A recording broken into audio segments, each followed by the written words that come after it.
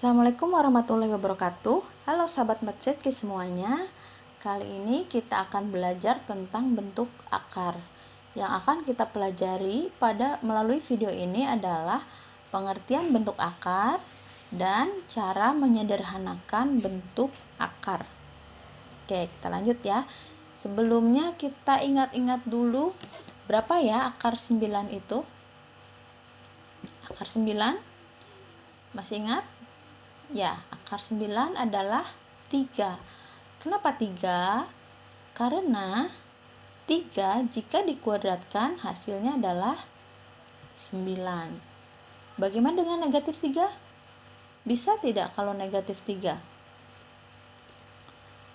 Karena kan negatif 3 kalau dikuadratkan hasilnya juga 9. Tapi kita ingat dulu tentang penarikan akar, bahwa jika A tidak negatif, akar A adalah bilangan tidak negatif yang kuadratnya adalah A. Jadi akar ini hasilnya merupakan bilangan non negatif ya. Jadi yang benar adalah akar 9 sama dengan positif 3, bukan negatif 3. Karena hasil penarikan akar suatu bilangan selalu merupakan bilangan non negatif. Non negatif itu berarti bilangan 0 atau bilangan positif ya. Nah, sekarang kalau akar 5. Akar 5 berapa ya? Susah ya. Kita tidak bisa menyebutkan bentuk pastinya. Nah, kita sepertinya butuh bantuan kalkulator. Nih, wah ternyata akar 5 itu panjang ya. 2,23 sekian, panjang sekali. Saya tuliskan di sini. Ternyata hasilnya merupakan bilangan desimal yang tidak beraturan dan juga tidak berhenti ya. Ini sebenarnya masih banyak angka di belakang angka 3 ini. Ya, ini nah kita bandingkan dengan akar 9 tadi ya. Akar 9 itu kan hasilnya adalah 3. 3 bisa diubah ke bentuk pecahan tidak ya? Oh, tentu bisa. 3 boleh kita tulis sebagai 3/1. Boleh juga 6/2 dan seterusnya. Sementara ini 2,2360 sekian dan seterusnya ini merupakan bilangan yang tidak bisa kita ubah ke bentuk pecahan ya. Jadi kalau akar 9 atau sama dengan 3 ini bisa kita ubah ke bentuk pecahan, sedangkan akar 5 ini tidak bisa kita ubah ke bentuk pecahan. Nah, bilangan seperti ini disebut dengan bilangan irasional ya. Jadi bilangan irasional adalah bilangan yang tidak dapat dinyatakan dalam bentuk A per B dengan A bilangan bulat dan B tak 0. Jadi kalau ini hasilnya adalah bilangan rasional, kalau akar 5 itu merupakan bilangan irasional ya. Oke, kita lanjut lagi. Nah, bentuk akar merupakan akar dari suatu bilangan yang hasilnya merupakan bilangan irasional. Jadi saat kita menarik akar, hasilnya ada yang bilangan rasional dan ada yang irasional. Jika hasilnya merupakan irasional, maka akar tersebut disebut dengan bentuk akar. Nah, sekarang kita coba memahaminya. Manakah yang merupakan bentuk akar? Apakah akar 16, akar 9/4, atau akar 8? Kita coba hitung. Akar 16 itu, ini hasilnya adalah 4. Kenapa? Karena 4 kuadrat hasilnya adalah 16. Akar 9/4, ini hasilnya adalah 3/2. Kenapa? Karena 3/2 kuadrat itu sama dengan 3/2 kali 3/2 hasilnya adalah 9/4. Sedangkan akar 8 kita tidak bisa menentukan nilai yang bulatnya ya, yang pastinya. Ini mungkin berkisar antara 2, sekian ya. Nah, ini bisa terlihat bahwa ternyata akar 16 itu merupakan bilangan rasional. Akar 9/4 juga merupakan bilangan rasional Sementara akar 8 merupakan bilangan irasional.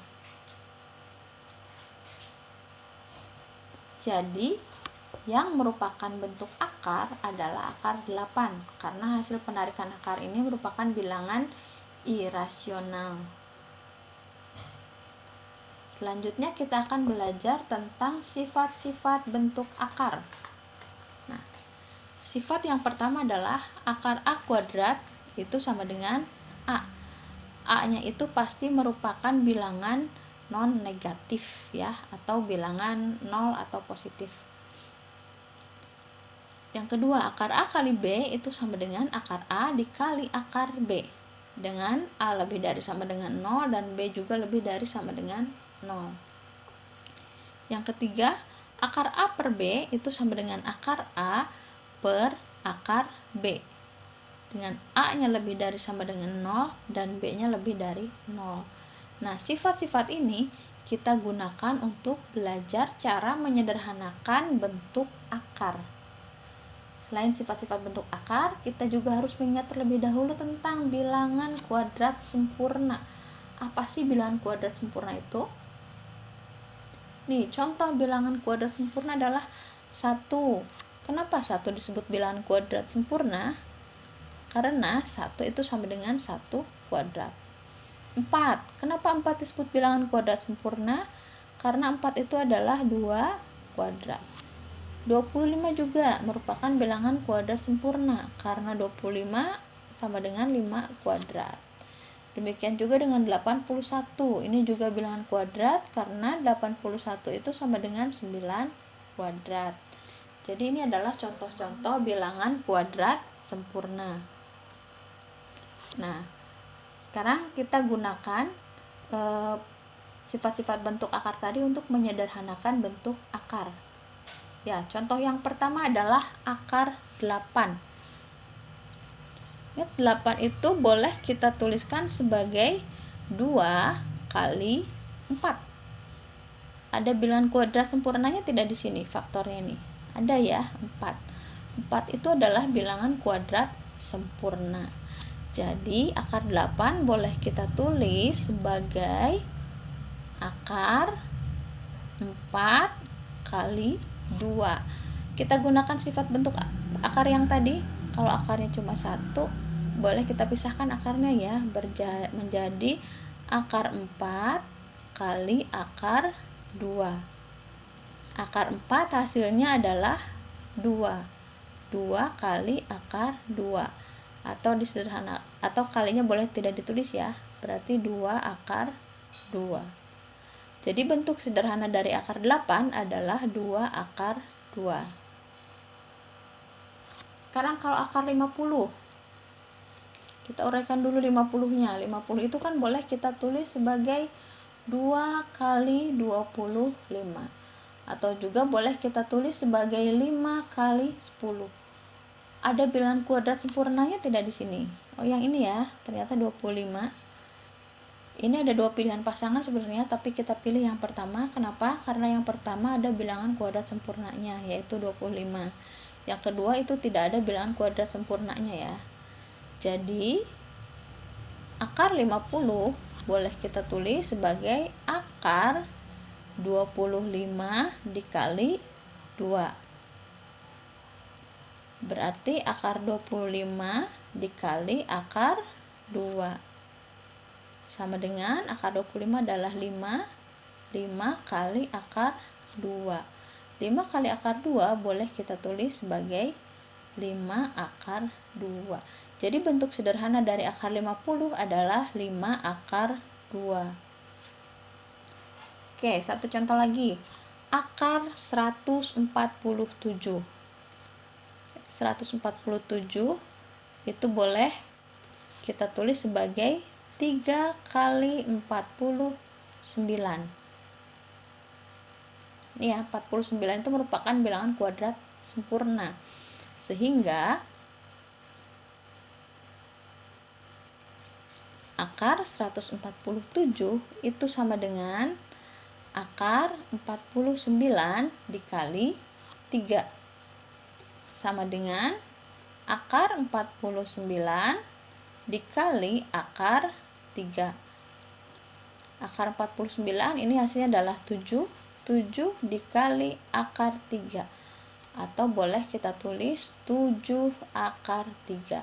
Jadi bentuk sederhana dari akar 147 adalah 7 akar 3. Ya, demikianlah pelajaran kita hari ini. Terima kasih sudah menyimak. Semoga bermanfaat. Assalamualaikum warahmatullahi wabarakatuh.